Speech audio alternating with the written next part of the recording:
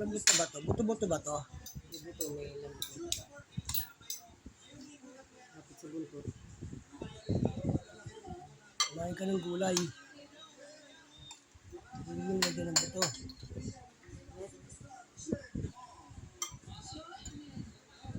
Tapusin ko kayo i-grind yan.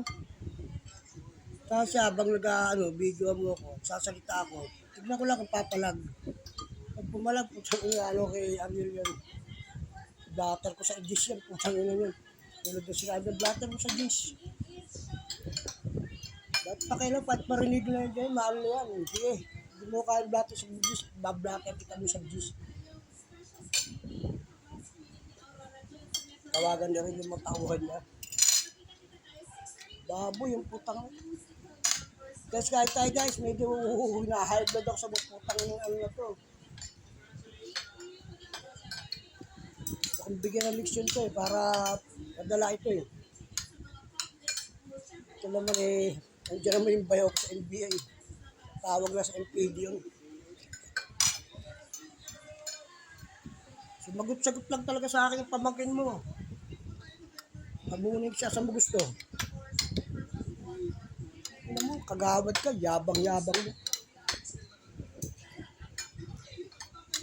Lado mo, kala mo, may pinag-aralan kang maganda. Puro ka naman kay buraot. Babaero pa.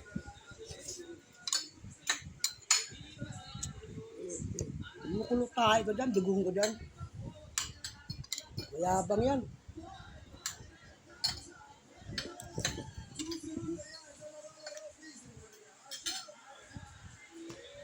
So yan, reel natin to. Sa social media, kung mo social media magpo-post.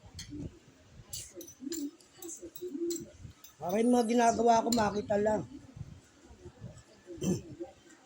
Tagos hanggang buto ba? Tagos hanggang buto. Buto nalulunok mo yung kinakain mo sa bahay ko. Nalulunok mo yung perang binibigay ko siya kung gano'ng kaayos.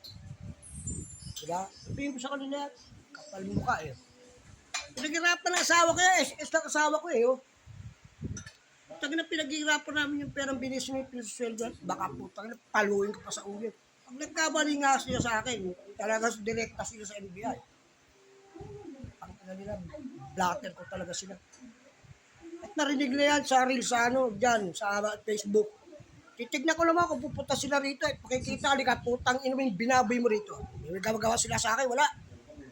Sabotage yung ginagawa. Putangin naman, tanggap ng pera, pero putangin naman, hindi ka nakakaintindi ng trabaho mo, ha? Putang ina yun.